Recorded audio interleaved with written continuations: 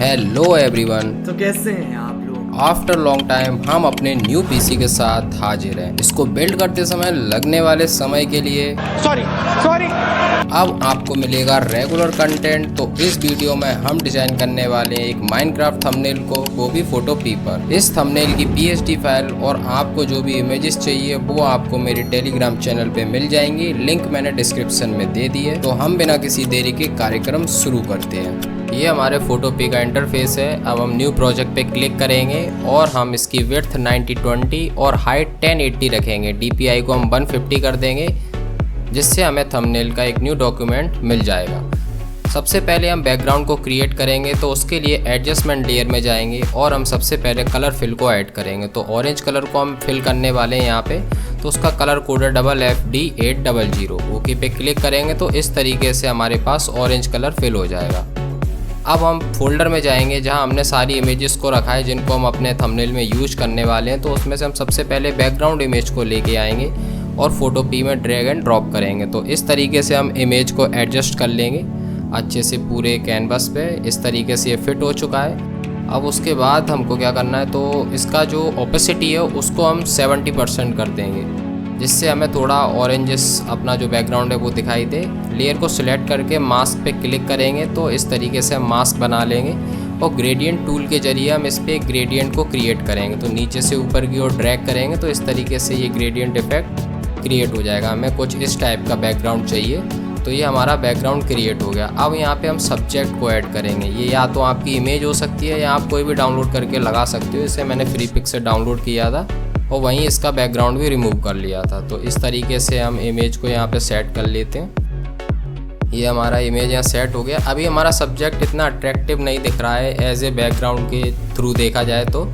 सबसे पहले हम टी शर्ट का कलर चेंज करेंगे। तो क्विक सिलेक्शन टूल लेंगे और जो हमारा क्विक सिलेक्शन टूल है इससे हम इस तरीके से सिलेक्शन कर लेंगे। अब हम माइनस वाला ब्रश लेंगे और इस तरीके से इसको सेट करेंगे। प्लस वाले से थोड़ा इसको और बढ़ाएंगे इस तरीके से। थोड़ा ये अच्छे से नहीं हो रहा है तो इसको हम मैनुअल करेंगे। तो उसके लिए हम क्या करेंगे, लेसो टूल लेंगे और लेसो टूल में क्या है, जो हमारा सेकंड ऑप्शन है उस वाले ब्रश को हम सिलेक्ट करके इस तरीके से हम बनाएंगे। तो ये इस तरीके से हो जाएगा। और जो हमारा सिलेक्शन बाहर जा रहा है तो हम क्या करेंगे, थर्ड ऑप्शन के ब्रश को सिलेक्ट करके इस तरीके से हम सिलेक्शन करेंगे और ये यहाँ पे अच्छे से करते हैं इसको। तो जो हमारा सिलेक्शन बाहर जा रहा है वो हमारे टी शर्ट पे इस तरीके से एडजस्ट हो जाएगा। अगर हमारा सिलेक्शन अंदर की ओर है तो हम सेकंड नंबर का ब्रश लेके इस तरीके से इसको एडजस्ट करेंगे। तो इसी तरीके से मैं सभी को फिक्स कर लेता हूँ। जितना भी मेरा सिलेक्शन अंदर बाहर हो रहा है उसको मैं टी शर्ट से मैच कर लेता हूँ। तो इस तरीके से ये सब करना है, आप देख सकते हो बहुत अच्छे से। तो ये हमारा इस तरीके से थोड़ा ये भी हमारा पोर्शन है, इसको हम इस तरीके से कर लेते हैं। अब एकदम बढ़िया परफेक्ट तरीके से हमारा सिलेक्शन हो गया है। अब हम क्या करेंगे, एडजस्टमेंट लेयर में जाएंगे और कलर फिल को ऐड करेंगे। तो जो हम कलर कोड यूज करने वाले हैं टी शर्ट के लिए उसका है 0E28AD। ये हमारा कलर कोड है। ओके पे क्लिक करेंगे, इसका ब्लेंडिंग मोड चेंज करके ओवरले कर देंगे। तो आप देख सकते हो अब हमारा सब्जेक्ट कुछ ज़्यादा ही अच्छा दिखाई दे रहा है बैकग्राउंड के थ्रू अगर देखते हैं तो। थोड़ा इसमें फिनिशिंग करना बाकी है। तो मास्क को हम सिलेक्ट कर लेंगे, ब्रश टूल लेंगे और फोरग्राउंड कलर हम ब्लैक रखेंगे। तो कुछ पार्ट जो एक्स्ट्रा निकल रहा है उसको हम रिमूव कर देंगे ब्रश के थ्रू।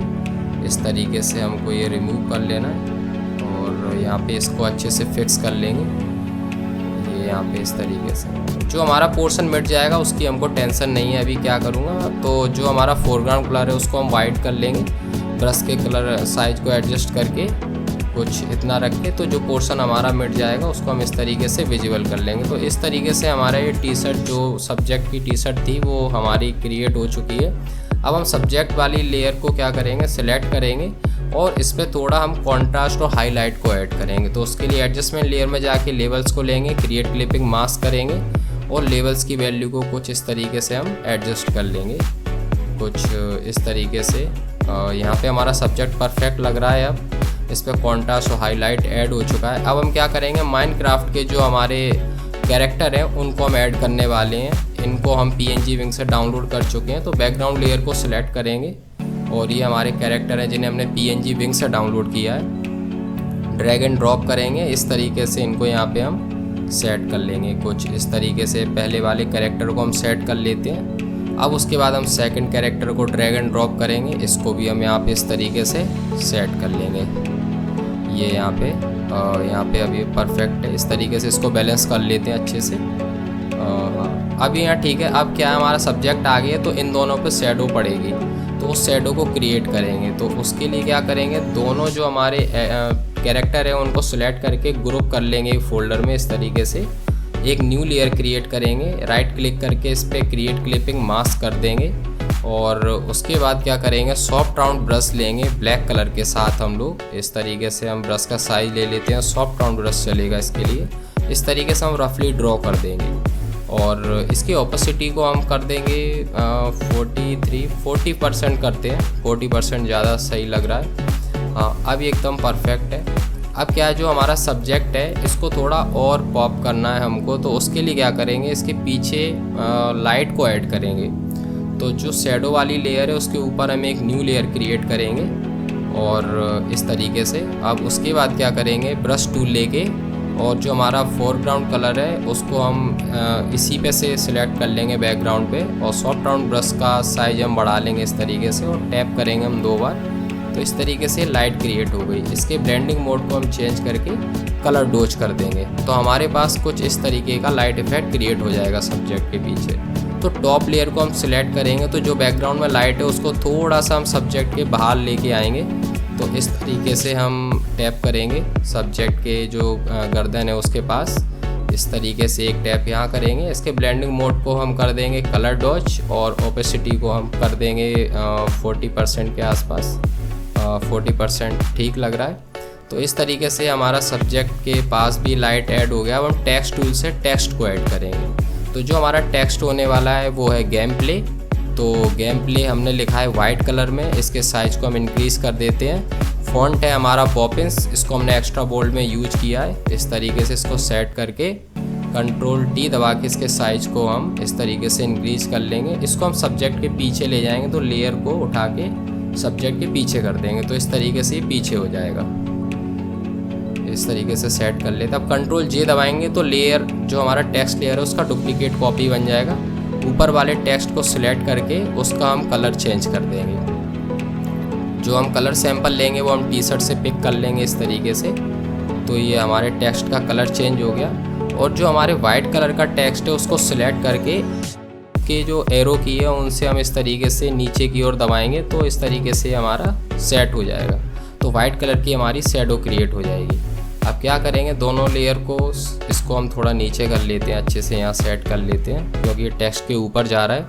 अब ये ठीक है। अब हम क्या करेंगे, जो हमारा वाइट टेक्स्ट है उस पर हम डबल क्लिक करेंगे तो लेयर स्टाइल पैनल खुल जाएगा। तो इसमें हम ऐड करने वाले हैं आउटर ग्लो। तो आप आउटर ग्लो की सेटिंग देख सकते हो, सेम सेटिंग यूज कीजिए।